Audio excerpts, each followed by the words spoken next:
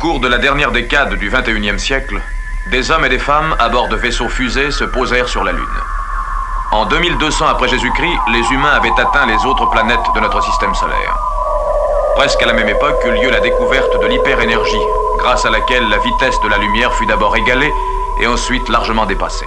Parlons aujourd'hui d'un monument de la science-fiction des années 50 qui va inspirer bon nombre de réalisateurs, Planète interdite de Fred McLeod Wilcox, sorti en 1956. Que venez-vous faire ici?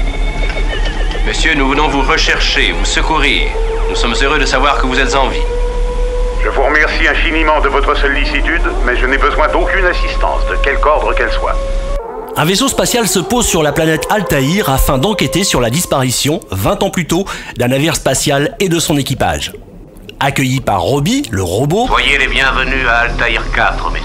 les explorateurs sont menés jusqu'à l'extravagante demeure du docteur Morbius. Si ces messieurs veulent bien entrer, ils sont attendus. À une époque préhistorique, cette planète était habitée par une race noble et très puissante. Ces êtres s'appelaient les Krell. Et ils étaient, sur les plans éthiques et technologiques, en avance d'1 million d'années sur notre humanité. Tenez. Planète interdite est l'un des premiers films de science-fiction ayant bénéficié de la couleur et du format cinémascope. Avec 2001 l'Odyssée de l'espace, il est également l'un des 2 films de science-fiction qui ont durablement marqué le genre et son époque. Vous verrez s'inscrire les ondes électromagnétiques émises par mon cerveau et constaterez que l'indicateur arrive à peine à mi-course. J'ai la conviction que leur progéniture, si on prend l'équivalent des enfants de 7 ans actuels, devait normalement envoyer l'indicateur jusqu'au sommet. Le nom même du vaisseau de la première expédition, le Bellérophon, comme dans celui du générateur souterrain d'énergie, la Gorgone, sont des allusions à la mythologie grecque. Commandant, cette maudite chose est invisible.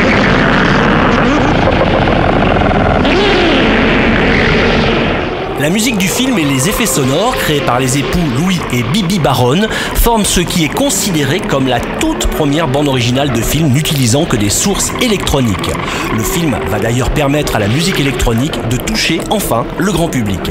Cette machine à ce degré de perfectionnement aurait aussitôt projeté de la matière en n'importe quel point de la planète, sous toutes les apparences qu'ils auraient pu imaginer, dans tous les buts possibles. Pour conclure sur ce chef-d'œuvre, Planète interdite, signalons la présence du comédien Leslie Nielsen, qui deviendra célèbre bien plus tard pour ses rôles dans des comédies comme Y a-t-il un pilote dans l'avion? Le nom de votre père rayonnera, tel un phare dans toute la galaxie. Retrouvez Microfiction en vidéo sur YouTube en rejoignant la chaîne Cinéma Radio.